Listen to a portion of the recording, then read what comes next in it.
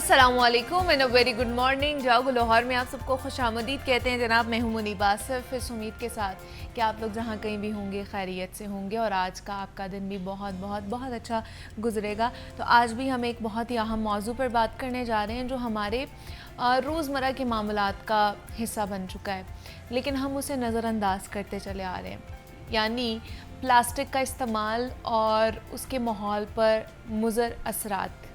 Plastic کے حوالے سے آج ہم نے بات کرنی ہے. تو کیا اس کا استعمال ہم چھوڑ سکتے ہیں؟ شاید کچھ دیر کے لیے سوچنا مشکل ہو, کیونکہ پلاسٹک جو ہے نا ہماری زندگی میں اتنا شامل ہو چکا ہے کہ ہر چیز میں اس کا کوئی نہ کوئی حصہ ضرور نظر آتا ہے. آپ دیکھ لیں, ہم نے پانی پینا ہو تو پانی کی بوتل خرید دیں, وہ پلاسٹک کی ہے. شاپنگ بیگز پلاسٹک کے ہیں, پیکیجنگ مٹیریل پلاسٹک کا ہے, اور نہ جانے کیا کیا چیزیں ہیں جس میں پلاسٹک موجود ہوتا ہے. لیکن کیا ہم یہ جانتے ہیں کہ پلاسٹک جو ہے وہ ہمارے ماحول کے لیے کتنا نقصان دہ ہے؟ ایک رپورٹ کے مطابق پاکستان میں ہر سال 55 ارب پلاسٹک کے بیگز استعمال کیے جاتے ہیں ہر سال, اور بدقسمتی میں ان میں سے زیادہ تر کچرے میں پھینک دیے جاتے ہیں. اور یہ پلاسٹک جب ماحول میں رہتا ہے نا تو یہ نہ صرف زمین اور پانی کو آلودہ کرتا ہے, بلکہ ہمارے جانداروں, ہمارے پودوں اور حتیٰ کہ ہمارے اپنی صحت پر بھی یہ مضر اثرات ڈالتا ہے. اب ذرا غور کریں کہ جو پلاسٹک ہے یہ جب زمین میں دھنستا ہے نا تو یہ سائنٹیفکلی پروون بھی ہے کہ یہ کئی سال رہتا ہے, اور اگر آج آپ یہ پلاسٹک زمین میں پھینکیں گے نا تو یہ کئی سالوں تک, یہ پتہ نہیں کتنی نسلیں آپ کی آئندہ آنے والی نسلیں ہیں, تب تک یہ زمین میں ہی موجود رہے گا. تو روزمرہ کی زندگی کی مصروفیات میں ہمیں یہ نظر نہیں آتا کہ ہمارا جو معمولی سا پلاسٹک بیگ ہے یا معمولی سی جو پلاسٹک کی باٹل ہوگی وہ کتنا بڑا مسئلہ بن سکتا ہے. کراچی کی گلیوں میں آپ دیکھ لیں کہ پلاسٹک بیگز کچرے کی شکل میں بکھرے ہوئے ہوتے ہیں. دور نہ جائیں, آپ اپنے لاہور کی صورتحال دیکھ لیں کہ لاہور کی نہروں میں پلاسٹک کے بیگز یا پلاسٹک کی چیزیں تیرتی ہوئی نظر آتی ہیں, اور یہ سب مل کر ہمارے دریاؤں میں ہمارے سمندروں کو آلودہ کر رہے ہیں. اور جو ایکسپرٹس ہیں ان کے مطابق یہ بتانا ہے کہ جو پلاسٹک کا یہ جو کچرا ہے نا یہ ہماری سمندری حیات کے لیے بھی زہر ثابت ہو رہا ہے, کیونکہ مچھلیاں اور دیگر جو جانور ہیں وہ اسے کھاتے ہیں, اس کو نگل لیتے ہیں, اور پھر وہی مچھلیاں ہماری غذا کا حصہ بنتی ہیں. اب سوال یہ ہے کہ جناب ہم اس مسئلے کا حل کیسے نکال سکتے ہیں؟ اب پلاسٹک کے استعمال کو کم کرنے کے کئی عملی طریقے ہو سکتے ہیں جو ہم اپنی روزمرہ کی زندگی میں اپناتے ہوئے ایک بڑی تبدیلی لا سکتے ہیں. مثال کے طور پر کہ اگر آپ بازار جا رہے ہیں کوئی چیز لینے, تو بازار جاتے وقت اپنے ساتھ ایک کپڑے کا بیگ لے کر جائیں. پانی کی بوتلوں کے بجائے آپ کسی سٹیل یا پھر گلاس کی باٹلز کا استعمال کر سکتے ہیں. اس طرح کیا ہو سکتا ہے کہ ہم نہ صرف پلاسٹک کے استعمال کو کم کریں گے بلکہ ماحول کو بھی بچا سکیں گے. بیبی سٹیپس لینے پڑتے ہیں, کوئی بھی چینجنگز اگر آپ نے اپنی زندگی میں چاہیے ہوتی ہے یا پھر کسی ملک کی ترقی کے لیے, تو سب کو مل کر کام کرنا پڑتا ہے. اگر انتظامیہ کہیں نہ کہیں پابندی لگاتی ہے پلاسٹک کے اوپر, جو کہ بہت ایک احسن قدم بھی ہے, لیکن ان کے ساتھ ساتھ ہمیں بھی ان کا تعاون کرنا چاہیے, ان کی معاونت کرنی چاہیے اس چیز کے اندر, اور ہمیں اس کو اپنا مسئلہ بھی سمجھنا چاہیے کہ ہمارے آنے والی نسلیں اس کی وجہ سے کتنا تباہ ہو جائیں گی یا ہماری صحت کے لیے یہ کتنا مضر ہے. تو اس لیے جب بھی کوئی چیز کرے, جب بھی کوئی قدم اٹھائے, یہ سوچ سمجھ کے اٹھائے کہ یہ ہمارے لیے یا میری صحت کے لیے غلط چیز ہے تو یہ میرے سے جڑے باقی لوگوں کے لیے بھی نقصان دہ ثابت ہو سکتی ہے. تو اس لیے غور و فکر کے ساتھ کوئی بھی چیز کرنی چاہیے ہمیں اپنی زندگی میں. تو ہم بھی پروگرام میں آگے بڑھتے ہیں جناب. اب کچھ صحت کے حوالے سے بات کرتے ہیں, اور ہمارا جسم مختلف طریقوں سے ہمیں وارننگز دیتا ہے کہ کچھ نہ کچھ مسئلہ ضرور چل رہا ہے.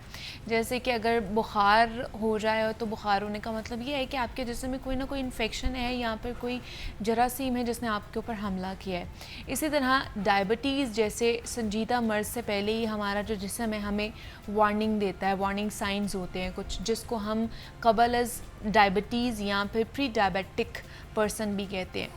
یہ ہمارے جسم کی طرف سے ظاہر ہونے والی ایک علامت ہے کہ اگر ابھی سے قابو نہ پایا گیا تو یہ بڑھ کر ٹائپ 2 ڈائبٹیز میں بھی بدل سکتی ہے.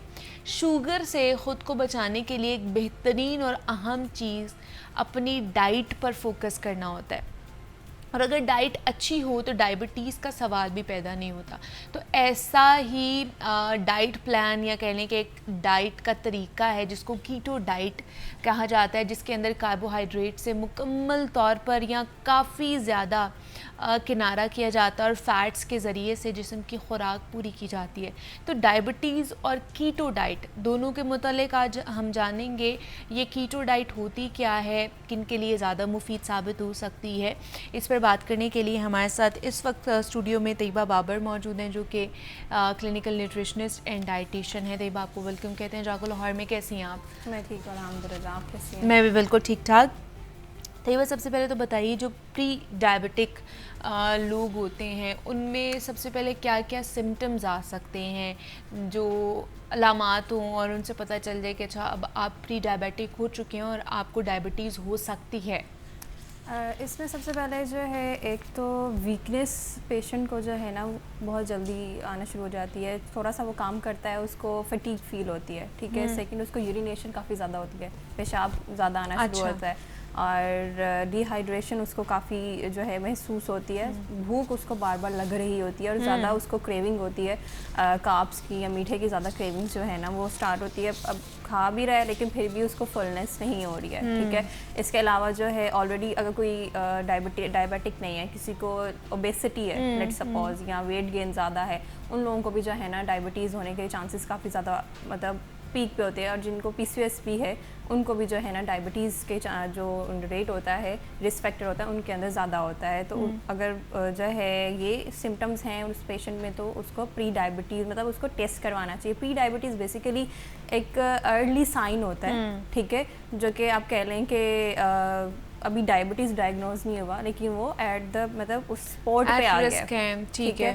اس چیز کو ہم پری ڈائبٹیز میں لیتے ہیں اور یہ ٹائپ 2 میں ہی کنسیڈر ہوتی ہے. یہ نہیں کیونکہ لائف سٹائل موڈیفیکیشن کی وجہ سے ٹھیک ہو سکتی ہے. ایسا ہی ہے. اب جو اس میں دو ڈائبٹیز جو ہوتی ہے نا وہ دو طرح کی ہوتی ہے. ایک ٹائپ 1 ڈائبٹیز ہوتی ہے, ایک ٹائپ 2.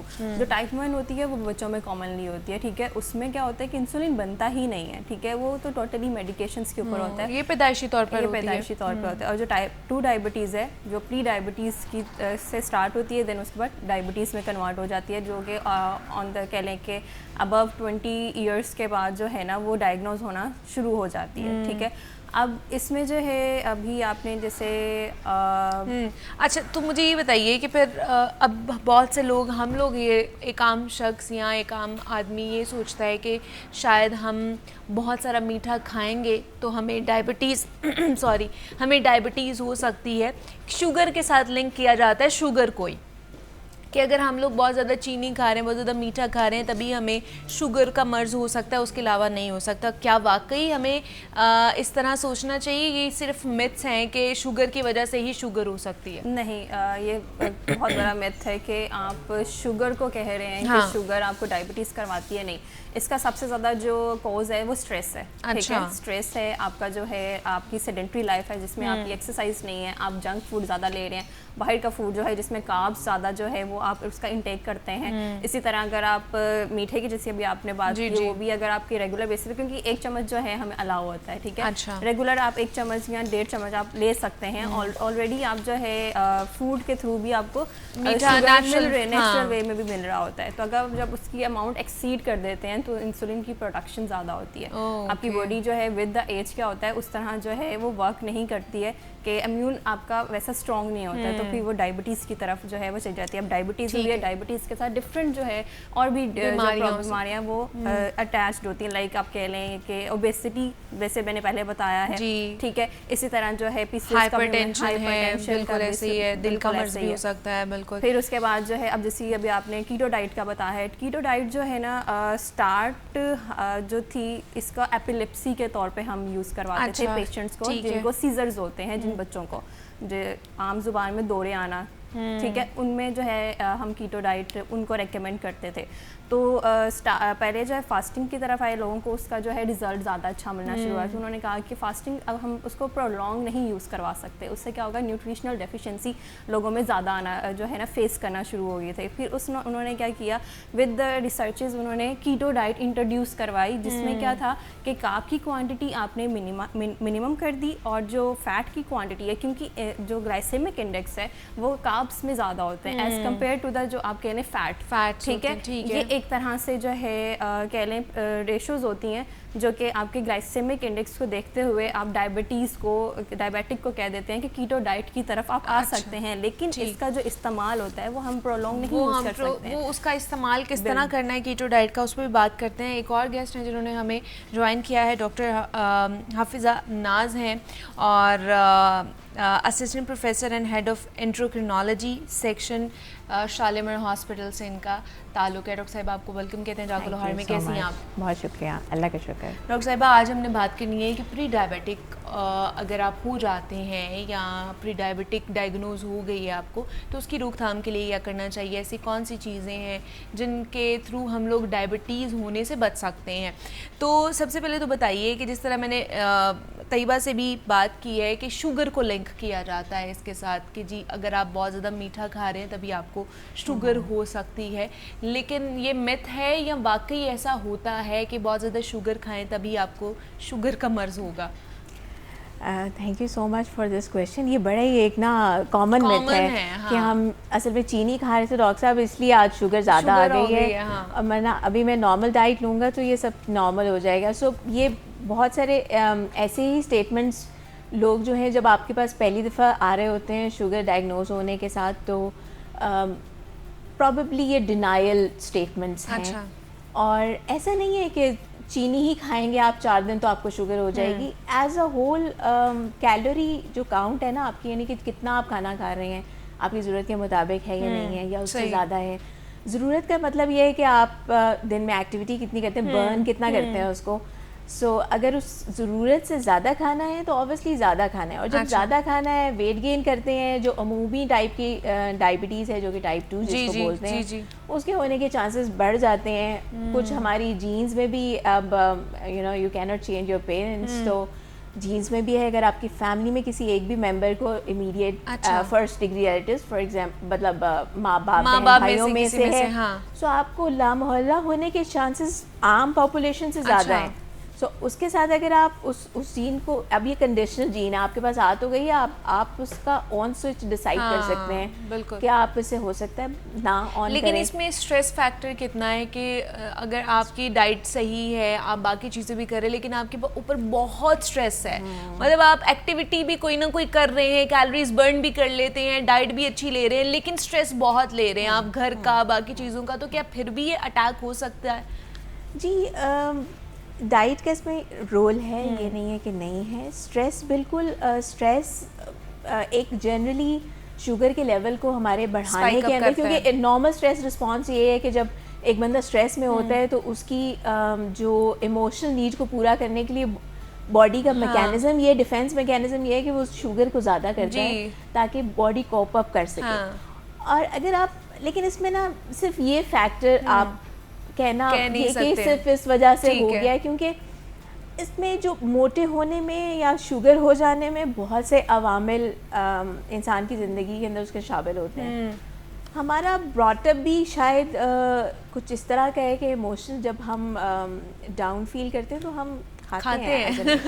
ہم خوش بھی ہوں گے تب بھی ہم کھائیں گے. جی, تو بالکل خوشی غمی دونوں کے اندر ہمارا کھانا ہے نا, کھانا ہی رکھا ہوا ہے. جی, تو اگر کسی کو آپ کھانا بند کرتے ہیں تو وہ بڑا ڈپریس ہو, آپ فیل کریں آپ نہیں کھاتے, you know you are in love mode. بچہ روتا ہے, ماں اس کے منہ میں کوئی میٹھی چیز دیتی ہے اس کو سود آؤٹ کرنے کے لیے. So that's how we are brought up. تو وہ ایک ہماری ایک وہ ایموشنل ریکوائرمنٹ بھی شاید میٹھے سے پوری ہو رہی تھی. جب ہم ڈپریس ہوتے ہیں تو وی ٹینڈ ٹو ایٹ مور, ٹھیک ہے, ہم اس کو کرنے کے لیے.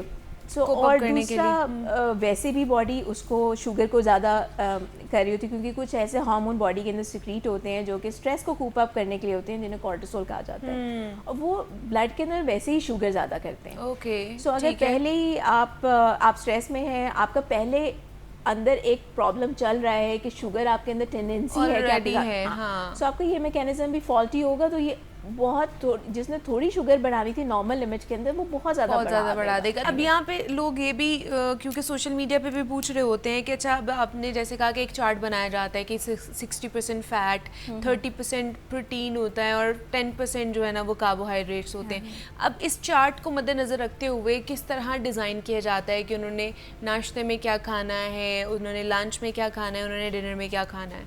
لیٹ سپوز سب سے پہلے ہم ناشتے کی اگر بات کریں پری بریک فاسٹ جو ہے وہ اس میں ہم اس کو دے دیتے ہیں سیڈ واٹر دیتے ہیں, ٹھیک ہے, جس میں آپ کہہ لیں کہ فینوگریک سیڈز ہوتے ہیں میتھی دانے کے, اس کو آپ رات کو بھگو دیں, صبح کو نہار منہ ہم نے اس کا پانی پی لیا. یہ ڈائبٹک پیشنٹ کے لیے بہت اچھا ہوتا ہے, لیکن یہ کڈنیز پیشنٹ کو ہم ریکمینڈ نہیں کرتے ہیں.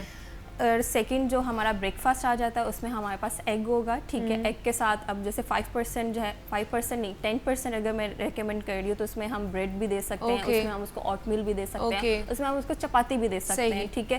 اب جو لنچ آ گیا, لنچ میں ہم اس کو پورا باؤل جو ہے ہم اس کو ویجیٹیبل سیلڈ کا, ٹھیک ہے, اس کو ایک طرح سے رویل سیلڈ یا سیسر سیلڈ بھی ہم اس کو جو ہے نا وہ کہتے ہیں. اب اس سیلڈ میں کیا ہوتا ہے کہ سیڈز ہوتے ہیں, نٹس ہوتے ہیں, پھر پروٹین کا جو ہے پارٹ ہو جاتا ہے. اب جو ویجیٹیرینس ہیں وہ اگر میٹ پروڈکٹس نہیں کھاتے تو وہ ویج کا بھی بہت زیادہ لے سکتے ہیں. ہاں, وہ کیونکہ ویجیٹیبلس میں جو ہے نا کچھ گرامس جو ہے پروٹینس کے بھی پائے جاتے ہیں. تو کیٹو ڈائٹ میں ہم ویجیٹیبلس کو زیادہ رکھتے ہیں. کیوں؟ کیونکہ اس میں جو ہے ایک تو کیلیسٹرول بھی کیٹو ڈائٹ سے جو ہے کیلیسٹرول بھی ہمارا مینٹین ہوتا ہے. کچھ ٹائم پیریڈ کے لیے ایسا ہوتا ہے کہ وہ تھوڑا پیک پہ جاتا ہے, ٹھیک ہے, لیکن اگر آپ اس پیشنٹ کو سوٹ کر گئے تو پھر کیا ہوتا ہے باڈی اس کو جو ہے وہ ریگولیشنس پہ آ جاتی ہے اور پھر 1 مہینے کے بعد جو ہے وہ نارمل ریڈنگس پہ آتا ہے. لیکن اس کو نارمل ریڈنگ میں رکھنے کے لیے ویجیٹیبلس کا انٹیک بہت زیادہ ضروری ہے. نہ صرف آپ جو ہے اگر ویجیٹیبلس کو ایڈ نہیں کریں گے آپ کو جو ہے اسٹمک کے پرابلمس جو ہیں وہ فیس کرنے پڑیں گے, کیونکہ فائبر نہیں آپ کھا رہے ہوں گے نا, تو بہت سارے جو اسٹمک ڈائجیشن کے خاص طور پر جو پرابلمز ہوتی ہیں, کانسٹیپیشن وغیرہ, یہ ساری آپ کو فیس کرنی پڑ سکتی ہیں. اچھا ڈاکٹر صاحبہ, جس طرح ہم بات کر رہے ہیں کہ بہت ضروری ہے یہ, لیکن پہلے کے زمانے میں اگر دیکھا جائے تو ہمارے ماں باپ کہتے تھے ہم تو ہر چیز کھا لیتے تھے, ہم تو یہ بھی کھا لیتے تھے, ہم وہ. اب جب جتنا اویئرنیس آئی ہے نا اتنا تم لوگوں نے ہمارا جینا وہ کہتے ہیں نا کہ حرام کر دیا ہے کہ یہ بھی نہیں کھانا, یہ بھی نہیں کھانا, یہ بھی نہیں کھانا. تو پہلے کے زمانے میں بھی ہم یہی کھا رہے ہوتے, تو اب کیوں ریسٹرکشن کی لگائی جاتی ہیں ہمارے اوپر؟ پہلے کے زمانے میں وہ ہر چیز, آپ شاید دہی لینے کے لیے بھی گاڑی نہیں نکالتے تھے, پیدل چلنا کافی زیادہ تھا, بہت زیادہ ہوتی تھی. اچھا, مسالے بھی پہلے کے زمانے میں پسے ہوئے نہیں مل جاتے تھے اچھے, سب لوگ گھر میں پیسا کرتے تھے. دیسی گھی کا استعمال کیا جاتا تھا, مٹی کی ہانڈیوں میں بنایا جاتا تھا. اینڈ یوزلی پیپل یوز, مطلب زیادہ تر جگہوں پہ چل کے جاتے تھے یا کوئی ہاتھ کا کام ضرور کچھ ہوتا ہے گھر کے اندر بھی, تو وہ ہماری زندگی اور بھی لحاظ سے بڑی چینج ہو گئی ہے. اور دوسرا یہ کہ کھانے بھی ہمارے جو ہیں وہ پہلے شاید جو اب اگر دیکھیں چھوٹی سی گندم کی مثال لے لیں تو وہ اب جس طرح پس رہی ہے اور جو آج سے 20 سال پہلے پس رہی تھی خود وہ ڈفرینٹ ہو گئی ہے. جی, یا پھر جو چکیاں ہوتی تھیں ایون دکان وغیرہ یا اس طرح بھی اویلیبل تھے کمرشل بیسس پہ بھی, لیکن وہ پتھر کی ہوتی تھیں تو موٹا پستا تھا, it had more fibre, more nutrition, مطلب ڈفرینٹ دین جو اب یہاں پہ مشین سے پستا ہے وہ بالکل باریک پستا ہے اور اس کی تاثیر اور ہے. اب روٹیاں زیادہ ریفائنڈ اور زیادہ جلدی اور بہت زیادہ کوانٹٹی میں اویلیبل ہوگی, پہلے بنانے کی محنت کرنی. سو وہ یہ بات بالکل ٹھیک ہے, ایزی ایکسیس ہے, لیکن اس کی وجہ سے بہت سارے نقصانات ہیلتھ وائز بہت ساری چیزیں جو ہے نا وہ ہمیں فیس کرنی پڑ رہی ہیں. جی, تو کیا ان کو کم کیا جا سکتا ہے, ان خاص طور پر ان تمام تر بیماریوں کو؟ اویئرنیس تو پھیلا ہی رہے ہیں ہم لوگ, ہر فورم سے اس کی اویئرنیس ہوتی ہے, بٹ کیا یہ کم کی جا سکتی ہیں کسی نہ کسی حد تک؟ جی دیکھیں, کام کرنے کے علاوہ ہمارے پاس نا کوئی وہ نہیں ہے اور کوئی راستہ نہیں ہے. دیکھیں اگر ہم کم نہیں کریں گے تو جس طرف ہم جا رہے ہیں, وی آر اسٹینڈنگ ایٹ 30%, اور اب ہم دنیا کا 5واں بڑا ملک ہے, سو جہاں پہ ہم ڈائبٹیز کتنی لاکھوں کی آبادی ہے ہماری جو ڈائبیٹک ہے, اور پری ڈائبیٹک تو ابھی ہم نے کیلکولیٹ ہی نہیں کیا. ہاں جی, وہ تو بہت سارے ہوں گے میرے خیال سے. Eventually all the pre-diabetics if they don't control can convert into potential diabetics ہے نا وہ. تو اس کا کیا مطلب ہے کہ آدھی سے زیادہ پاپولیشن ہماری اگر ڈائبیٹک ہو جائے گی, جو کہ ایک اندازہ لگایا جا رہا ہے کہ وہ آدھی ہماری ہو بھی چکی ہے. ہاں. تو پھر اس کا کیا مطلب ہے کہ ڈائبیٹک زیادہ ہیں تو اس کا مطلب ہے دل کے مسئلے زیادہ ہیں, اس کا مطلب ہے بلڈ پریشر زیادہ ہے, اس کا مطلب ہے فالج کے ساتھ آنے کے لوگوں کے زیادہ چانسز ہیں, وچ می اور پاؤں کے مسئلے زیادہ ہیں, امپوٹیشن زیادہ ہیں, اندھا پن زیادہ ہے. اس کا کیا مطلب ہے کہ ڈسیبلٹیز زیادہ ہیں, معذوری معاشرے میں بڑھ جائے گی. پھر ہمارے پاس کام فٹ لوگ جو کہ اچھا کام کر سکیں, معاشرے کو آگے لے کے جا سکیں, وہ کم ہو جائیں گے. The only solution we have is prevention. ہم اس اسٹارم پہ کھڑے ہو چکے ہوئے ہیں, اب ہم اس کو بچانے کے علاوہ ہمارے پاس سولوشن, کہ ہمارے پاس ریسورسز نہیں ہیں اس ساری ڈسیبلٹی کے طوفان کو ڈیل کرنے کے لیے. ہمارے پاس اتنا شاید بجٹ نہیں ہے, ہم بڑے لو سوشو اکنامک کنٹری ہیں, ہمارے پاس ریسٹرکشنز ہیں ہر چیز کی, مطلب ہم اتنا پیسہ صحت پہ نہیں لگا سکتے ہیں. تو بچانا کیسے ہے, وہ ہے تو سمپل, کرنا مشکل لگتا ہے. بس اپنا لائف سٹائل چینج کر سکتے ہیں. بس یہ کیا ہے کہ ایک بیلنس ڈائٹ آپ لوگوں نے کرنی ہے, جو آپ ہی کے ہاتھ میں, کوئی ڈنڈا لے کے آپ کے پیچھے نہیں بھاگ سکتا ہے obviously, کہ کوئی آپ کے پیچھے نہیں بھاگ سکتا ہے کہ بھائی آپ نے جو ہے نا وہ بیلنس ڈائٹ لینی ہے تاکہ آپ کی صحت جو ہے وہ اچھی رہے.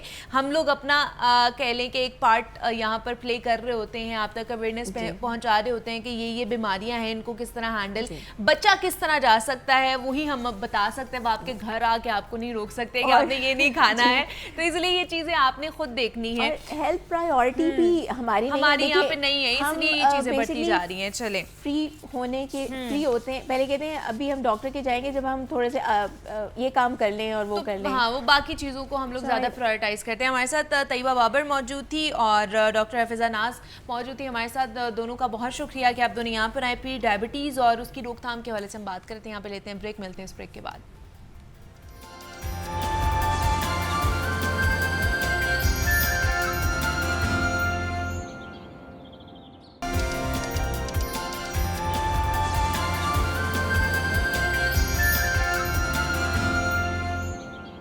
Welcome back to Jago Lahore. اور جناب اب کچھ پولیو کے حوالے سے بات کر لیتے ہیں. دنیا بھر سے پولیو وائرس کو جڑ سے اکھاڑ کر پھینکا گیا ہے, اور 1980 میں اقوام متحدہ نے اعلان کیا تھا کہ انہوں نے 99% پولیو کیسز پر قابو پا لیا ہے. مگر اس وقت دنیا میں محض 2 ہی ممالک ایسے بچے ہیں جن میں ابھی تک پولیو کے کیسز رپورٹ ہوتے ہیں, جن میں ایک تو افغانستان ہے اور دوسرا پاکستان شامل ہے. صرف اس سال کی بات کر لی جائے تو 17 کیسز رپورٹ ہو چکے ہیں, جو کہ بہت ہی تشویشناک ہیں. صوبے پنجاب سے اگر دیکھا جائے تو محض 1 کیس رپورٹ ہوا ہے, جبکہ بلوچستان اور خیبر پختونخوا میں اکثریتی کیسز رپورٹ ہوتے ہیں. ملک کے کئی بڑے شہروں میں کیسز رپورٹ ہو رہے ہیں. ہر سال ہم دیکھتے ہیں کہ حکومت کی جانب سے پولیو کی مد میں لاکھوں روپے خرچ کیے جاتے ہیں, مہم چلائی جاتی ہے, لیکن اس کے باوجود بھی جو نتائج ہیں وہ کیوں نہیں ہمیں اچھے نظر آ رہے, کیوں نہیں ہم پولیو فری کنٹری بن پا رہے ہیں. تو اس پر آج ہم نے بات کرنی ہے, کہاں پر ہماری نیگلیجنس ہے, جو لوگ ہیں خاص طور پر وہ کیا احتیاط نہیں برتتے ہیں جس کی وجہ سے یہ کیسز ہمارے سامنے آ جاتے ہیں. جب ہم یہ سوچتے ہیں کہ اب ہم پولیو فری ہونے والے ہیں, تب کوئی ایک نیا سسپیکٹڈ کیس ہمارے سامنے آ جاتا ہے.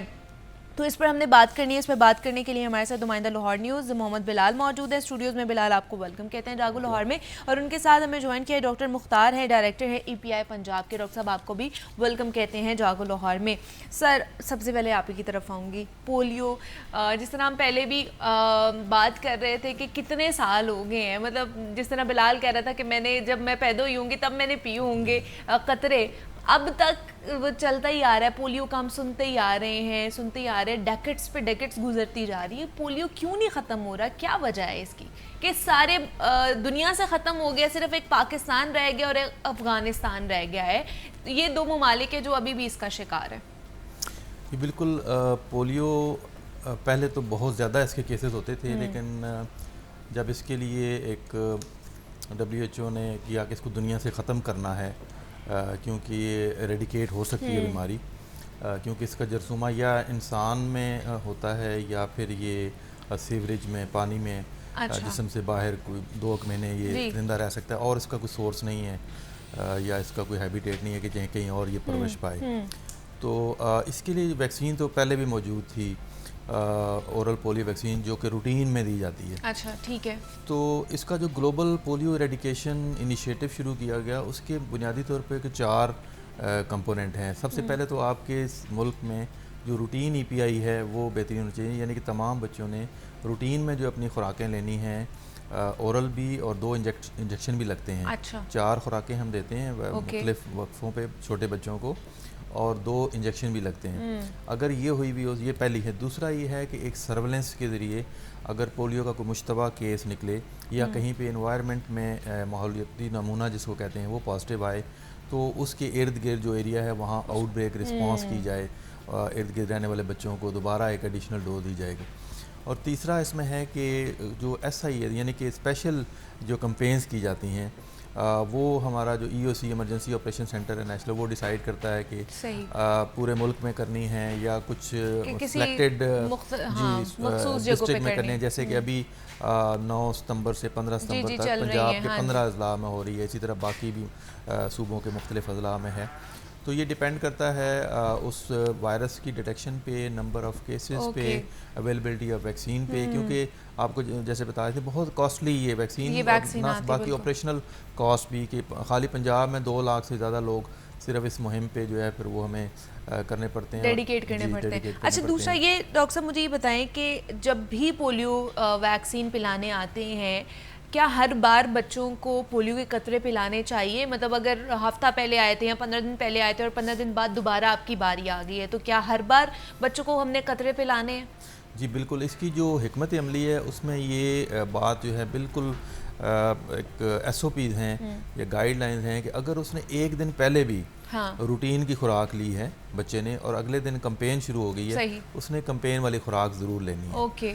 اور اسی طریقے سے جتنے بھی بچے 5 سال سے کم ہوں گے, وہ خواہ وہ 1 دن کا بچہ ہے یا 5 سال کا ہے, اس کو یہ اضافی ڈوز لینی پڑے گی. اگر اس نے بشک روٹین کی ڈوزز پوری بھی لی ہوئی ہیں یا پچھلے مہینے کمپین میں بھی لی ہے یا کہیں بارڈر پہ رستے میں کہیں پہ بس سٹینڈ پہ بھی اس کو ملے ہیں, اس کمپین میں 1 ڈوز جو ہے نا وہ ضرور لینی ہے. اور اس کی وجہ یہ ہے کہ یہ اس کمپین کا موٹو یہ ہوتا ہے, مقصد یہ ہے کہ اس وقت جتنے بھی بچے ہیں اس ایج گروپ کے 1 دن سے لے کر اور 5 سال تک, ان کو بیک وقت تمام کو قطرے پلا دیے جائیں تاکہ وائرس جو ہے وہ اس وقت اس کی پھر بھاگ دوڑ شروع ہو جاتی ہے. جب یہ ہوتی ہے پھر وہ اس بچے کی تلاش میں ہوتا ہے جہاں اس کو امیونٹی کم ملے گی. تو اس لیے امیونٹی کے لیول کو مینٹین رکھنے کے لیے ہر بار ہم کہتے ہیں ہر بچوں کو قطرے پلانے چاہیے. ابھی بھی کیمپین چل رہی ہے, 15 ستمبر تک یہ کیمپین جاری رہنی ہے, اور جب بھی پولیو ورکرز آپ کے گھر آئیں تو ضرور اپنے بچوں کو قطرے پلائیں, نہ کہ اپنے بچوں کو چھپائیں. یہ بہت ایک افسوسناک امر دیکھا جاتا ہے. ابھی بھی شو سٹارٹ کرنے سے پہلے بھی آپ نے دیکھا ہوگا ہمارے نیوز میں خبر آئی تھی کہ وزیر اعلیٰ پنجاب نے اس پر نوٹس بھی لیا ہے کہ جو پولیو ورکرز تھے ان کے اوپر تشدد کیا گیا ہے شہریوں کی طرف سے. اور یہ اس طرح کے کیسز ہم بلال ہر دفعہ دیکھتے ہیں جب بھی مہم سٹارٹ ہوتی ہے. مطلب اتنی زیادہ لوگوں میں اب اویئرنیس آ بھی گئی ہے, لیکن پھر بھی کہیں نہ کہیں لوگ اس چیز کا شکار ہے کہ ہم نے بچوں کو نہیں قطرے پلانے اور پولیو ورکرز کے اوپر تشدد کیا جاتا ہے. دیکھیں منی بھائی, اس طرح کے جو کیسز ہیں خاص کر پنجاب میں یا لاہور میں بہت حد تک کم ہیں. بہت اکا دکا اس طرح کے جو کیسز ہیں یہ سامنے آتے ہیں, لیکن خاص کر جو پولیو ورکرز ہیں اگر آپ نے نہیں بھی پلانی تو آپ اپنا ایٹیٹیوڈ اچھا رکھیں. وہ خواتین ہیں ان کے ساتھ اچھے طریقے سے پیش آئیں. وہ چونکہ آپ کو سرو کرنے کے لیے آ رہے ہیں, آپ کے گھر میں آ رہے ہیں, آپ کے بچوں کے بہتر مستقبل کے لیے آ رہے ہیں, تو ان کے ساتھ اچھا ٹریٹمنٹ ان کو ٹریٹ کرنا چاہیے. اور جب بھی یہ ٹیمیں آئیں تو اپنے بچوں کو لازمی جو پولیو سے بچاؤ کا یہ قطرے جو ہیں یہ پلانے چاہیے. تو آج ہم یہ میرا خیال ہے کوئی بہت زیادہ دفعہ یہ جو پروگرام ہے پولیو کے اوپر کہہ رہے ہیں کہ پولیو کی ایریڈیکیشن کے اوپر یہ کیوں نہیں ہو رہا. 1994 میں پہلی دفعہ پاکستان کے اندر یہ جو پولیو مہم تھی یہ شروع کی گئی تھی کہ پولیو کو ہم نے جڑ سے اکھاڑنا ہے. تو آج ماشاءاللہ 30 سال ہو گئے ہیں, 3 دہائیاں گزر گئی ہیں, لیکن پولیو جناب وہی کا وہی ہے. اور اس کے اندر جو منیبہ بہت سارے خدشات ہیں, مت پائی جا رہی ہیں کہ کیوں پاکستان کے اندر پولیو جو ختم ہوا ہے وہ جو نہیں ہو رہا. چونکہ سیم انفراسٹرکچر, بلکہ برا ہے پاکستان سے انفراسٹرکچر انڈیا کا, اس سے بھی برا انفراسٹرکچر ہے بنگلہ دیش کا. ٹھیک ہے, اب ادھر کیسے ختم ہو گیا؟ آپ دیکھیں جب انڈیا اتنے ہمارے سے 4 گنا بڑا ہے, ادھر ختم ہو سکتا ہے اگر کیسز نہیں آ رہے. بنگلہ دیش میں اس سے بھی زیادہ وہاں پہ جو حالات ہیں وہ خراب ہیں. تو وہاں پہ کیسز نہیں آ رہے. پاکستان کے اندر ہی کیوں ایسا جو سسٹم ہے وہ کیوں آ رہے ہیں؟ اور جب بھی پنجاب کے اندر 3 سال سے کوئی کیسز نہیں آ رہا تھا، اچانک ایک کیس چکوال میں رپورٹ ہو جاتا ہے جی پولیو کا جو کیس ہے یہ آ گیا. وہی تو کہہ رہی ہوں نا، جب بھی ہم لوگ یہ سوچنے کی کوشش کرتے ہیں کہ اب ہم پولیو فری ہونے والے ہیں، تب بھی کوئی ایک سسپیکٹڈ جو ہے نا کیس آ رہا تھا تو سامنے. اس کے اندر جو مختلف اسکول آف تھاٹس ہیں ان کی اپنی اپنی اوپینین ہے. مطلب کچھ محکمہ صحت کے لوگ بھی ہمیں بتاتے ہیں کہ بھائی یہ جو WHO ہے یہی نہیں چاہتی کہ مطلب جو یہاں سے ایریڈیکیٹ ہو، کہ ان کو بڑی بڑی پرکس ملتی ہیں، گاڑیاں ملتی ہیں، انسینٹیو ملتے ہیں. اگر وہ ختم ہو جائے تو پھر وہ سارے جو پرکس ہیں، یہ جو انسینٹیو ہے، یہ ان کی جابس ہیں وہ چلی جائیں گی. تو کئیوں نے یہ بھی کہا کہ انہوں نے وہ اس طرح کے کوئی فیملیز رکھی ہیں، خاندان رکھے ہیں جن کے اندر وہ وائرس موجود ہے آلریڈی. اچھا موجود ہے ان بچوں کے اندر یا فیملیز کے اندر. تو ان کے بھی پھر سیمپل لے کے یہاں بھجوا دیے جاتے ہیں. اس طرح کے کیسز ہیں. یہ ایک متھ ہے جو میں آپ کو بتا رہا ہوں، یہ اسکول آف تھاٹ ہے. اچھا تو اسی طرح یہ جو معاملات ہیں یہ چل نہیں رہے، اور جب مطلب دل کرتا ہے ان کا تبھی جو ہے وہ کسی رپورٹ جو ہے آنا شروع ہو جاتے ہیں. دیکھیں جب ہم اتنے 30 سالوں سے کر رہے ہیں، لاہور سب سے پڑھا لکھا آبادی کا شہر ہے، پنجاب ہے، پھر اس کے علاوہ دیگر جو صوبے بھی ہیں.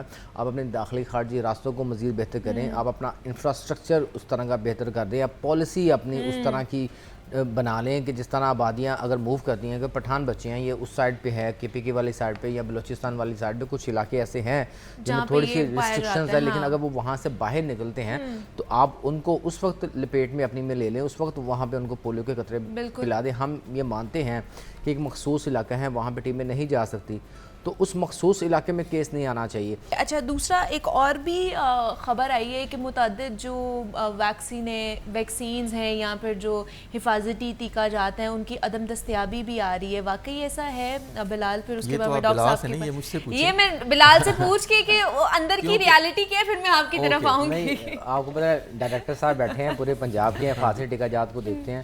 تو کچھ ایک ویکسین ہے چکن پاکس کی، مطلب وہ ڈاکٹر صاحب نے کہا کہ وہ ان میں جو حفاظتی ٹیکہ جات کی جو کوریج ہے نا اس میں شامل نہیں ہے. صحیح ہے. اسی طرح فلو کی ویکسین ہے، وہ بھی اس وقت موجود نہیں ہے، اور خاص کر چونکہ پاکستان میں تو بنتی نہیں ہے، تو یہ بھی بڑے مسائل ہیں. کئی ایسی ادویات ہیں جن کا را مٹیریل پاکستان میں نہیں ہے، تو کمپنیز میں جب را مٹیریل نہیں آتا تو شارٹیج ہوتی ہے. جب شارٹیج ہوتی ہے تو پھر مریضوں کو بڑی پریشانی کا سامنا کرنا پڑتا ہے. تو اس قسم کے چونکہ ہمارے ملک کے اندر جب تک لیکن پھر یہ بھی تو بات آ رہی تھی نا کہ وہی ویکسینز جو وہاں پہ عدم دستیاب ہیں، ہیلتھ ورکرز کے پاس موجود ہیں، آپ پیسے دے کے ان سے وہ لے سکتے ہیں. یہ اس طرح کی بھی خبریں آ رہی ہیں. ڈاکٹر صاحب یہ کیا کہیں گے آپ اس کے اوپر؟ دنیا میں 25 سے زیادہ ویکسین ہیں جو اس وقت لگائی جا رہی ہیں. ہم جو حفاظتی ٹیکہ جات میں لگا رہے ہیں اس وقت 12 بیماریوں کے خلاف لگا رہے ہیں، لیکن مارکیٹ میں کئی لوگ اپنے طور پہ کیونکہ ویکسین یہاں پیدا نہیں ہوتی، یہاں پروڈیوس نہیں ہوتی، یہ امپورٹ ہوتی ہیں. اب جس کی بلال بات کریں نا، فلو کی ویکسین، یہ ہے سیزنل ویکسین، یہ صرف 1-2 مہینے کے لیے ان موسم کے لیے آتی ہیں. لوگ اس کو اتنی تعداد میں امپورٹ کرتے ہیں. پرائیویٹ سیکٹر کی بات کرو، یہ سرکار اس کو نہیں کرتی. اسی طرح چکن پاکس ہے، تو یہ تھوڑی بہت، لیکن جب لوگوں میں زیادہ ڈیمانڈ بڑھ جائے اوبویسلی اس کا ایک طریقہ کار ہے امپورٹ کرنے کا. آپ جب آرڈر پلیس کرتے ہیں 2-3-4 مہینے اس کو سپلائی کرنے والا لگتے ہیں. تو چونکہ یہ روٹین کا حصہ نہیں ہے تو لمیٹڈ اسٹاک پرائیویٹ جو مینوفیکچر جو ہمارے ڈسٹریبیوٹرز ہیں وہ منگواتے ہیں، اور جب ان کو نہیں ملتی تو کیوں یہ سرکار میں اویلیبل نہیں ہے.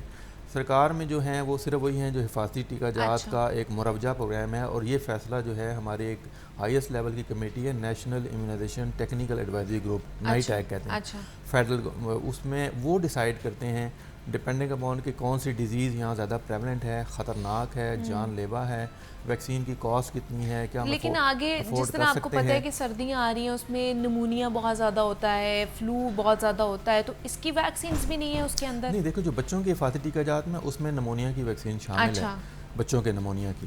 یہ جو فلو کی ویکسین ہے یہ عام طور پہ پرائیویٹ سیکٹر میں ہی آتی ہے، اور یہ لوگ اپنے طور پہ لگواتے ہیں. لگوا لینی چاہیے، مطلب 1 سال کے لیے پروٹیکشن دیتی ہے. ہر سیزن میں یہ لگوانی پڑتی ہے. جو لوگ افورڈ کرتے ہیں اور اویلیبل ہو یہ لگوا لیتے ہیں، لیکن یہ گورنمنٹ کے ریگولر پروگرام کا حصہ نہیں ہے. اب جیسے کووڈ تھا نا، وہ ایک بیماری چونکہ ایک پینڈیمک تھی، اس وقت بھی اسپیشل WHO نے ایک اس کو اجازت دی ایمرجنسی کی، اور وہ ویکسین بنی اور پورے ملک میں آئی تھرو NCOC، اور وہ ایک مطلب ایک ایمرجنسی ڈکلیئر ہوئی. تو تو جب تک کوئی ایسی ایمرجنسی ڈکلیئر نہ ہو اس وقت آپ ساری پاپولیشن کو. تو ڈاکٹر صاحب کیا ہم یہ ساری ویکسینز خود نہیں بنا سکتے ہیں؟ کیا ہم اتنے ہمارے پاس صلاحیت یا اتنے وسائل نہیں ہیں کہ ہم ان ویکسینز کے اوپر کام کر کے خود بنا سکیں؟ بیکاز اگر دیکھیں بھارت خود اپنی ویکسینز بناتا ہے, باقی کتنے ممالک ہیں خود اپنی ویکسینز بناتے ہیں, تو ہم نہیں یہ اس چیز کو اڈاپٹ کر سکتے؟ گورنمنٹ کہیں بھی نہیں بناتی, گورنمنٹ خریدتی ہے. ویکسین بناتا ہے پرائیویٹ سیکٹر, جس طرح میڈیسن بھی پرائیویٹ سیکٹر بناتا ہے, گورنمنٹ خریدتی ہے, پرائیویٹ ہاسپٹل بھی خریدتے ہیں. یہ ایک بزنس ہے نا, انڈسٹری ہے. تو ہمارے ملک میں انفارچونیٹلی باقی فارما میں تو بہت زیادہ گروتھ ہوئی ہے میڈیسن کی حد تک, اور دھڑا دھڑ لوگ اپنے رجسٹر کرواتے ہیں فیکٹری. یہ تھوڑی سی زیادہ انویسٹمنٹ ہے نمبر ایک. تو دوسرا اس کے لیے بہت ساری ٹیکنیکل چیزیں چاہیے, کولڈ چین چاہیے, اس کی ایک خاص ایک میعاد ہوتی ہے 6 ماہ سال اس کی ایکسپائری ڈیٹ ہوتی ہے. ایک WHO پری کوالیفائڈ ان کے لائسنس لینا پڑتا ہے, اس کے بڑے سخت SOPs ہیں. تو یہ انفارچونیٹلی ہمارے ملک کی جو فارما انڈسٹری ہے انہوں نے اس پہ انٹرسٹ نہیں لیا. اگر ابھی بھی وہ کوئی اس پہ کرنا چاہے تو ڈریپ جو ہے ایک ادارہ ہے, وہاں سے سرٹیفائی کرے, اپنا انسٹال کرے, WHO سے انسپیکشن کرا کے پری کوالیفیکیشن اپنی کروائے, اور مطلب نہ صرف پاکستان کی بلکہ ایکسپورٹ بھی کریں جیسے انڈیا کر رہے ہیں, باقی کئی ممالک کر رہے ہیں. تو basically this is an industry, اور اس میں فارما کے لوگوں کو آنا چاہیے, بزنس کو آنا چاہیے. اور ہماری تو یہ خواہش ہے کہ یہ جنریٹ ہو تو ہمارا یہ جو فارن ایکسچینج ہے یہ بچے. ابھی ہم بچوں کی ویکسین بھی باہر سے منگواتے ہیں, امپورٹ کرواتے ہیں, تو بہت سارا ہمارا آلموسٹ تو میرے خیال سے 90 to 95% ساری ویکسینز ہی ہماری باہر سے آتی ہیں, 100% ہی باہر سے آتی ہیں. مجھے یہ بتائیے گا کہ یہ جو ویکسین ہے ساری یہ آپ کو ڈونیشن پہ ملتی ہے یا آپ کو اس کا کوئی پے بھی کرنا پڑتا ہے؟ نہیں, یہ خریدی جاتی ہے. ویکسین جو جتنی بھی حفاظتی ٹیکہ جات کی ویکسین ہیں پروگرام کے, یہ ساری خریدی جاتی ہیں.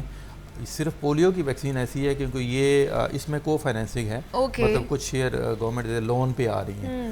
باقی جتنے حفاظتی ٹیکہ جات کی ہیں اس میں جو پرانی جتنی, کیونکہ یہ 6 بیماریوں سے شروع ہوا تھا جب یہ پرانا, اور یہ 12 تک چلا گیا, اب اس وقت 12 ہے, تو وقت کے ساتھ ساتھ ایڈ بھی ہوتی گئی ہیں. تو یہ ابھی اس وقت جو ہے زیادہ ویکسین جو ہیں وہ 100% ہم خود پے کر رہے ہیں. کچھ ویکسین جو نئی آتی ہیں اس میں کچھ کنٹریبیوشن گیوی کا ہوتا ہے, لیکن وقتی ہوتا ہے. الٹیمیٹلی وہ سارا برڈن جو ہے گورنمنٹ کو بیئر کرنا پڑتا ہے. ٹھیک ہے جی, ڈاکٹر مختار ہمارے ساتھ موجود تھے اور محمد بلال ہمارے ساتھ موجود تھے. آپ دونوں کا بہت شکریہ. آپ لوگ یہاں پر آئے, پولیو وائرس کے حوالے سے ہم بات کر رہے تھے کہ اس کی ایریڈیکیشن کے لیے ہمیں کیا کیا کرنا چاہیے. یہاں پہ لیتے ہیں ایک بریک, ملتے ہیں اس بریک کے بعد.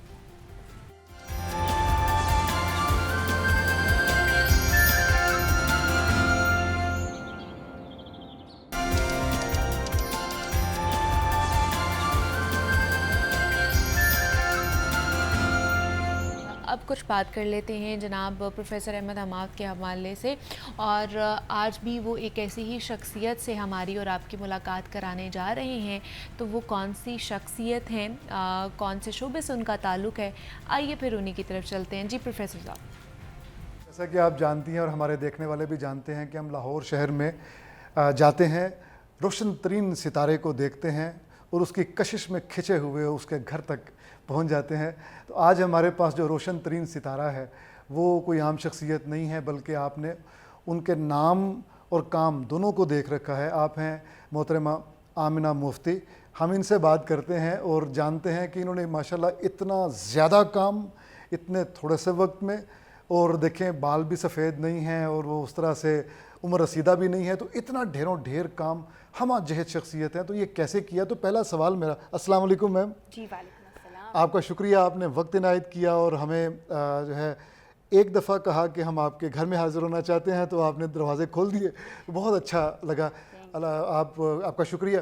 جیسے میں نے شروع میں کہا کہ ہم آپ سے جاننا چاہتے ہیں کہ میڈم ماشاءاللہ اتنا کام, ناول, کالمز, افسانے, شاعری سے سفر شروع کیا, سیریلز, پھر ویب کے لیے شارٹ فلمز وغیرہ, تو اتنا سارا کام اپنے وقت کو کیسے مینیج کرتی ہیں؟ بات یہ احمد بھائی کہ میں نے جاب نہیں کی نا. جو 9 to 5 جاب کرنے والے لوگ ہیں ان کا سارا وقت تو وہاں چلا جاتا ہے, اور ادب کو ہم نے ہمیشہ شغل میلے کے طور پہ لیا. کہ جب کوئی کہتا ہے کہ میں شاعر ہوں تو ہم اسے پوچھتے ہیں کہ تم کرتے کیا ہو. بالکل ٹھیک, کیونکہ شاعری تو شغل بیکاری ہے نا. تو میں نے اس کو ایز پروفیشن آپٹ کیا. جب آپ ایک پروفیشن میں ہوتے ہیں اور آپ کو تقریباً 20-25 سال گزر چکے ہوتے ہیں, تو آپ کا پورٹ فولیو تو بلٹ ہو ہی جاتا ہے. نہیں لیکن یہ ماشاءاللہ بہت ہے اور ملٹائی ڈائمینشنل. جیسے کہ میں سید نور صاحب کے پاس تھا تو انہوں نے کہا کہ دیکھیں جو ناول نگار ہوتا ہے وہ اسکرین پلے رائٹر نہیں ہوتا. بات یہ ٹھیک ہے لیکن آپ ایکسیپشنل کیس ہیں کہ ناول بھی بہت اچھا لکھ رہی ہیں, اس کے کرافٹ سے واقف ہیں کہ کیسے کاری کو لے کے چلنا ہے. پھر میں آپ کا ڈرامہ دیکھنا شروع کرتا ہوں تو ایک کے بعد ایک قسط دیکھتا چلا جاتا ہوں. گھوگی دیکھنا شروع کیا, پھر میں نے اپنی وائف سے کہا کہ دیکھیں مل کے بیٹھ کے دیکھتے ہیں بہت اچھا ہے. اسی طرح الو برائے فروخت نہیں دیکھنا شروع کیا. تو یہ سب اس لیے چونکہ ہم خود لکھا رہی ہیں تو یہ جاننا چاہتے ہیں کہ how do you manage your time. یہ آپ کی بڑی مہربانی کہ آپ میرے ناظر بھی ہیں اور دیکھ رہے ہیں پلیز کو, اور نہ صرف دیکھ رہے ہیں بلکہ ایک ناظر کو بزور شمشیر تو یہ بڑی مہربانی ہے.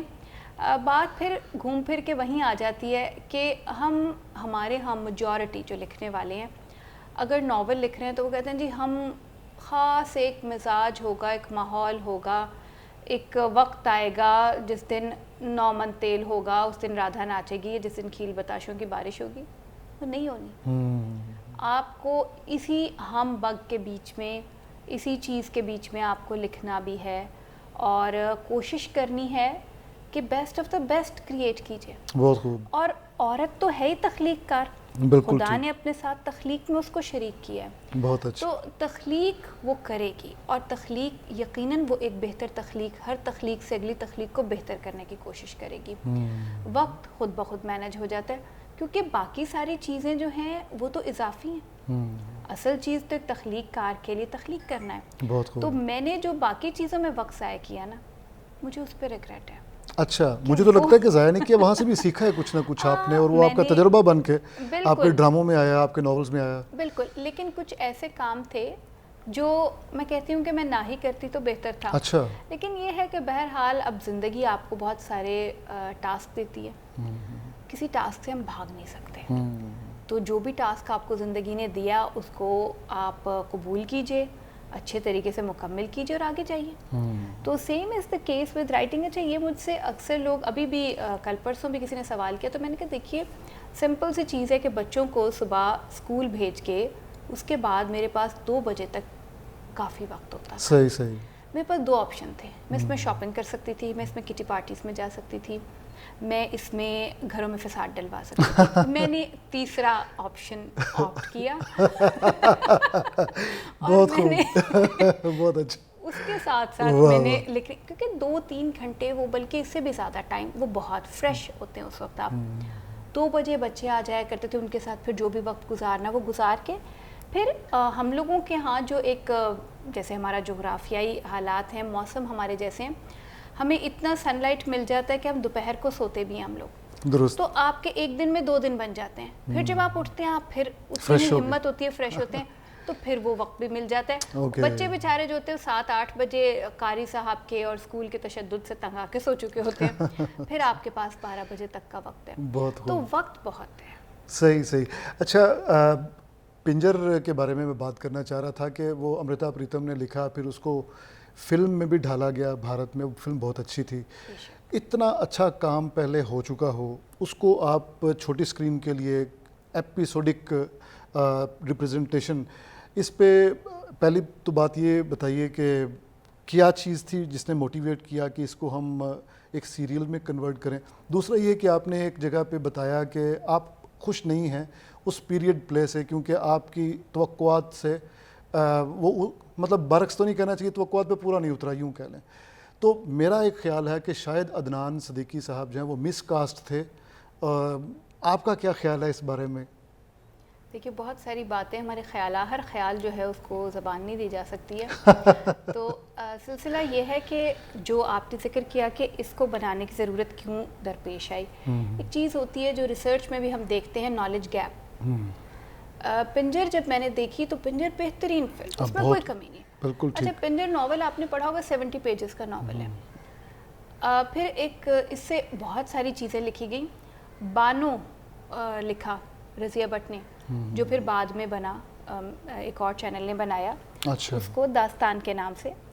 اب 2 چیزیں ہمارے پاس بڑی بڑی موجود تھیں اسی ایرا میں لکھی ہوئی خواتین کی. اور لیکن مجھے ایک چیز اس میں کمی محسوس ہوتی تھی کہ ہم نے جو بھی پڑھا, ہم نے پڑھا تقسیم کا یا تو ان لوگوں نے بتایا کہ جی ہم نے مار کے ان کو بھگا دیا تھا, درست, یا ہم نے کہا کہ ہم نے یہاں سے جی ہمیں وہاں سے مارا تھا تو ہم یہاں آ گئے. یہ فساد شروع کہاں سے ہوا تھا؟ بیسیکلی آزادی کا جشن منانا تھا نا, تو آزادی کا جشن مناتے ہوئے آدمیوں کو آزادی ملی تھی تو عورتوں کو بھی ملی تھی, عورتوں کو کیوں اغوا کیا گیا؟ واہ, ان کا ریپ کیوں کیا گیا؟ آزادی کا جشن اپنے ہی سیکنڈ ڈور نیبر کو اٹھا کے اس کا ریپ کر کے کیوں منایا گیا؟ This was my question. اس جنریشن کو وہ لوگ اتنے اوور ویلم تھے اس بلڈ شیڈ سے کہ they just wrote it in the form of a report, just reported کہ this happened. میرے پاس سوال تھے, میں اس سب میں وہ سوال ایڈ اپ کرنا چاہتی تھی اور تھوڑا سا پیچھے جا کے دیکھنا چاہتی تھی کہ ان آر کلونیل پاسٹ کیا ہم واقعی شیر و شکر ہو کے رہ رہے تھے؟ اور اگر کوئی ہمارے درمیان دو کمیونٹیز جو بڑی بیسیکلی آپس میں تو 3 کمیونٹیز لڑ پڑی تھی نا, تو ان کمیونٹیز کے بیچ میں کیا تھا؟ آئس کینڈی مین بھی آپ نے دیکھا ہوگا کہ اس میں ایک اور کمیونٹی ہے جو ایک سائلنٹ آبزرور کے طور پہ دیکھ رہی تھی. بالکل, ان کا وہ کمنٹ ہے کہ she was a silent observer, انہوں نے دیکھا کہ ہو کیا رہا تھا. وہ اس فساد میں متاثر اس طرح نہیں ہوئی, بٹ بہرحال ماحول ان کا بھی کینوس اسی خون سے رنگا گیا جس سے ہمارا کینوس رنگا گیا تھا. تو یہ سوالات میرے ذہن میں تھے جو میں نے کوشش کی تھی کہ میں گھگی میں ان کو آنسر. بالکل ٹھیک. تو وہ جو گندا بچہ ہے جس کی وجہ سے وہ آپ کے خواب کے مطابق نہیں بن سکا سیریل, وہ گندا بچہ کون ہے؟ دیکھیے اس میں 2 چیزیں ہیں اس گندے بچے کو. وہ بیسیکلی ایک تو یہ کہ ایکٹنگ, دیکھیے ڈائریکشن کا مطلب یہ نہیں ہوتا کہ آپ نے پیریڈ کریٹ کر دیا, ایکٹنگ بھی ہوتی ہے. بالکل صحیح. اور ایکٹنگ میں کیمسٹری ہوتی ہے. بٹ آئی فاؤنڈ دیئر بہت اچھی سب نے انڈیویجول کی, مگر ساتھ ایک دوسرے کے پتہ نہیں کیوں مجھے وہ لگا کہ یہ ٹکڑوں ٹکڑوں میں ہے ایکٹنگ, یہ جڑ نہیں رہی, مل نہیں رہی آپس میں, وہ چیز نہیں بن رہی. لوگوں نے بہت دیکھا, تعریف بھی بہت کی, مجھے وہ سنک کرتی بھی نہیں لگی آپس میں. بالکل ٹھیک, بالکل صحیح. مجھے لگا کہ جو ایکٹ کر رہا ہے نا وہ آیا ہے, وہ جیسے ایک ٹکڑا ایکٹ کر کے چلا گیا, اس کے بعد وہ اس اسٹیٹ آف مائنڈ میں نہیں رہا, اس نے آ کے اگلا سین کر دیا. مے بی میں شاید زیادہ جذباتی تھی اس اپنے سیریل کے لیے, اور پروڈیوسر نے پیریڈ کریٹ کرنے میں کوئی کمی نہیں چھوڑی. بہت دیر شوٹ ہوتا رہا, بہت اس کے اوپر پیسہ لگا, اور محنت بہت لگی, اس کا کاسٹیوم وغیرہ اور سب کچھ. وہ جو کہا گیا وہ پرووائڈ کیا گیا, جو چیز مانگی گئی وہ پرووائڈ کی گئی. کچھ ایسی بھی چیزیں اس میں ڈالی گئی جن کی ضرورت بھی نہیں تھی. مطلب لائک اگر میں نے لکھا ہے ایک سین کہ 2 لوگ بیٹھے ہیں تو ٹرین میں, تو میں نے تو 2 لوگوں کا سین لکھا ہے, بٹ ڈائریکٹر نے اس کی بھی اتنی وہ تھی کہ اس نے پورا پلیٹ فارم جو ہے وہ کریٹ کیا. اب آپ دیکھیے کہ 70-72 سال پیچھے کا پلیٹ فارم کے لیے آپ کو کتنے لوگ چاہیے, کتنے کاسٹیوم چاہیے, اور اس شاٹ کی ضرورت بھی نہیں تھی اگر میں نے میرے اسکرپٹ کے حساب سے, لیکن وہ اس کا ایک ایڈیشن تھا. بٹ اسٹل بڑا خوبصورت سین ہے وہ, میں دیکھا ہوا ہے, میں بڑے غور سے دیکھ رہا تھا کہ اچھا یہ اس زمانے کا, اور لگ رہا تھا وہ بینچ وغیرہ جو دور نظر آ رہے ہیں. انہوں نے کیمپ کریٹ کیا پورا, میں نے وہ کیمپ, میں نے تو صرف کیمپ کے اندر کا لکھا تھا, انہوں نے وہ کیمپ بھی کریٹ کیا, محنت کی. لیکن سم ہاؤ جو میں کہتی ہوں کہ یہ ایک کمی جو رہ گئی تھی, اس کمی کی وجہ سے آپ اس کو مس کاسٹنگ بھی کہہ سکتے ہیں, آپ اس کو یہ بھی کہہ سکتے ہیں کہ باقی چیزوں پہ اتنا کام ہو گیا کہ ایکٹنگ کے اوپر شاید کام نہیں ہوا. تو بظاہر باقی پلیز کے نسبت اٹس اے گڈ پلے, لیکن جیسا ماسٹر پیس میں چاہ رہی تھی. دیکھیے ہماری جنریشن کا ایک سگنیچر ہونا چاہیے تھا. بہت اچھا.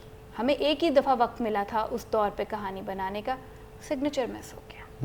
میرا یہ کنسرن ہے. اس سے میرے ذہن میں 1-2 باتیں اور بھی آتی ہیں کہ اشفاق احمد صاحب کے بارے میں سنا کہ وہ بھی آپ ہی کی طرح سینسٹیو تھے, اپنے لکھے ہوئے کو اسکرین پہ اپنی طرح سے سینسٹیو تھے, اور وہ لیکن وہ کہتے تھے, وہ ڈائریکٹر کو بھی ڈائریکٹ کرتے تھے کہ اس کو اس طرح میں نے درخت دیکھ لیا ہے, اس کے وہاں جانا, آؤٹ ڈور وہاں پہ شوٹ کرنا.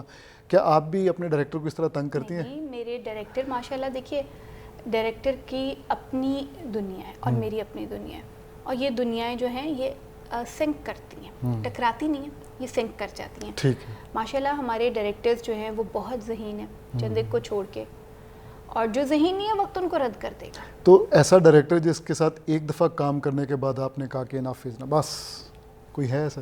बहुत प्यारे दोस्त है, नाम नहीं लूँगी। हम चाहते हैं कि नाम लें। नहीं, वो देखिए उनका कसूर नहीं होता, वही बात मैंने आपसे कि सिंक नहीं करता ना कुछ लोगों के साथ आपका काम। सही नहीं, शरारती जरा सवाल था। वो किसी और एंगल पे सोच रहे होते हैं, हम किसी और एंगल पे सोच रहे होते हैं, तो वो सेम आइडिया उस तरह कंसीव नहीं हो पाता। बजा फरमाया। अच्छा मैडम ये फरमाइए कि आपके ड्रामों में मैंने देखा है कि कोई इंस्ट्रूमेंट पकड़े एक ऐसा बंदा जो कि म्यूज़िक, एक तो बैकग्राउंड म्यूज़िक होता ही है ना, एक म्यूज़िक खुद अपना कैरेक्टर बन जाता है और उसके ज़रिए कहानी आप आगे लेके चल रही होती हैं। ये लाशोरी तौर पे इस तरह का किरदार आ रहा है या शौरी तौर पे आप ये कोशिश करती हैं कि ये बंदा बंसरी पकड़े और मेरे खेल में आए? ये दोनों चीज़ें हैं, लाशौरी शौरी दोनों चीज़ें। अगर आप का इत्तेफाक हुआ आखिरी ज़माना पढ़ने का, तो उसमें एक हारमोनियम है जो थ्रू आउट आता है, और आखिर में जब वो मुख्तलिफ़ चीज़ें जला रहे हैं तो उसमें वो हारमोनियम भी जला देती है, क्योंकि चूहों ने उसका पर्दा कुतर लिया है। तो ये चीज़ें मेरे जहन में यूँ रहीं। मेरी वालदा को म्यूज़िक से थोड़ा सा इंटरेस्ट था, बल्कि काफ़ी था, तो अम्मी भी पियानो बजा लिया करती थीं, और मेरे कज़न थे वो वायलिन बजाते थे, यूसुफ भाई बांसुरी भी बजा लिया करते थे। आप खुद भी तो गिटार कितना अच्छा बजाती हैं। जी, मैं वायलिन मैंने थोड़ा सीखा, मैं कीबोर्ड भी प्ले कर लेती हूँ, बांसुरी भी एक ज़माने में सीखी। अच्छा। तो म्यूज़िक वैसे मैंने एज सब्जेक्ट शौक से अपने बद्रुज़्ज़मान सिद्दीकी साहब की 10-12 किताबें हैं, इस पे बड़ी डिटेल में लिखी है। बिल्कुल। तो वो मैंने सारी उनकी, मैं उनको किताब नहीं कहती, मैं कहती हूँ तो पुस्तकें हैं, तो मैंने उनको पढ़ा, समझने की कोशिश की। म्यूज़िक के बगैर बात नहीं बनती। क्या बात। मतलब आप जब तक, वो भी एक कैरेक्टर है, you are right, music is a character. क्योंकि मैंने अभी आपसे शुरू में जिक्र किया कि मेरे 4 मामू प्रोफाउंड डेफ हैं, तो वो खामोशी को डिस्क्राइब करते थे। तो कहते तुम आवाज़ को कैसे डिस्क्राइब करोगी? मुझसे वो क्वेश्चन करते थे कि देखो मैं ऐसे फील करता हूँ, तुम कैसे फील करते हो? बिल्कुल एब्स्ट्रैक्ट आवाज़ जो है, क्योंकि उसमें कोई लफ्ज़ नहीं है, सिर्फ एब्स्ट्रैक्शन है। तो वो एब्स्ट्रैक्ट आवाज़ में फिर वो मुझे जो मौसीक़ियाई आवाज़ होती है, जो म्यूज़िक है, मैं उसको अलग से सुन के मैं उसको ऐसे एक मुफरिद एंटिटी के तौर पे महसूस करती हूँ। बहुत खूब। तो this is the thing that comes into my plays and writing. क्या बात है। अच्छा आपने बहुत कुछ लिखा माशाल्लाह, मुझे रश्क आता है फ्रैंकली स्पीकिंग और अल्लाह ताला आपको सलामत रखे और मज़ीद लिखें आप हमारे लिए, और हम देखते रहें और आप जिएँ।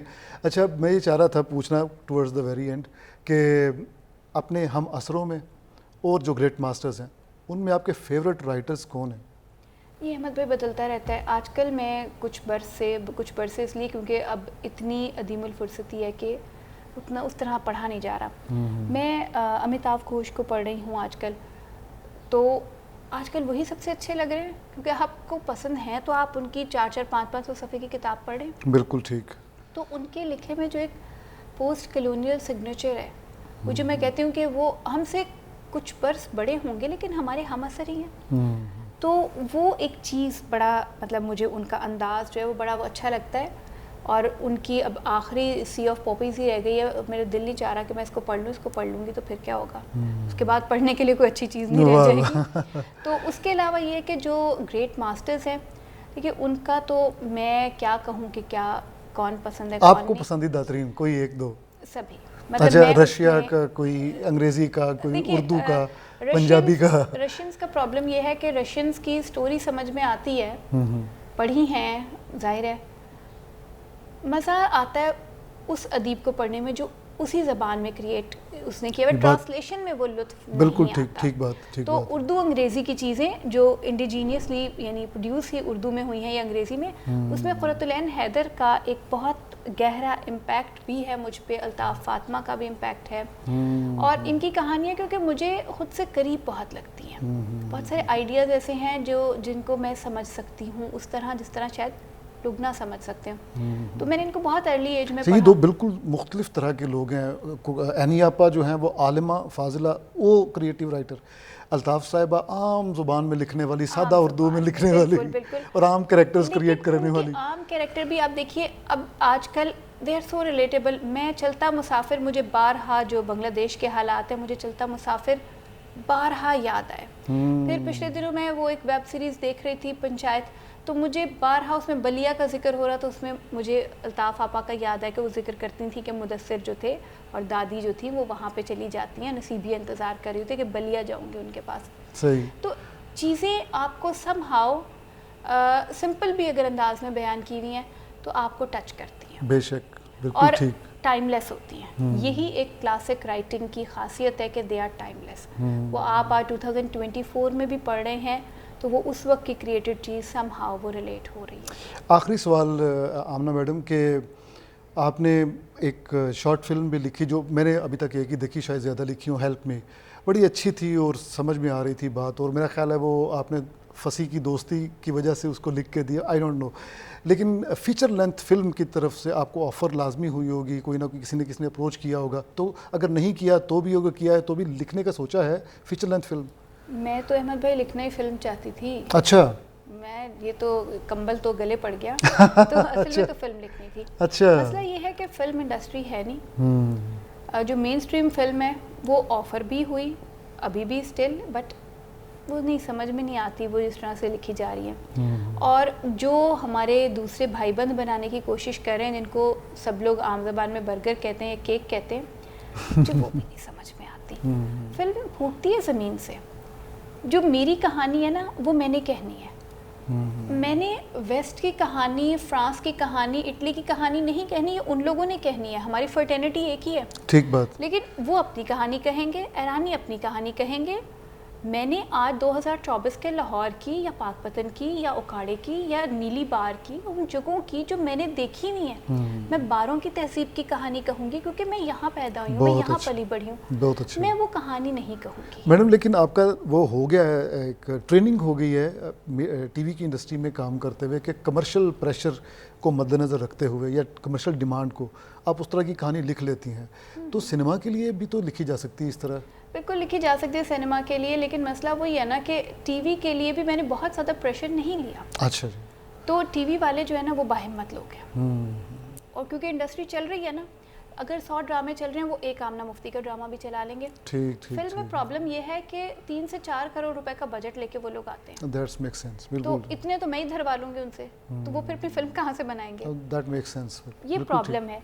बाकी मैंने जो जैसे फसी के लिए लिखी, तो ये फसी का और जो वो काम कर रहा है वो तो सारा आप समझिए कि लेबर ऑफ लव है, उसमें से हमें कुछ बच नहीं रहा। वो हम काम करना चाह रहे हैं कि कुछ चीज़ें हमारी डॉक्यूमेंटेड हो जाएं, वेस्ट ना हो।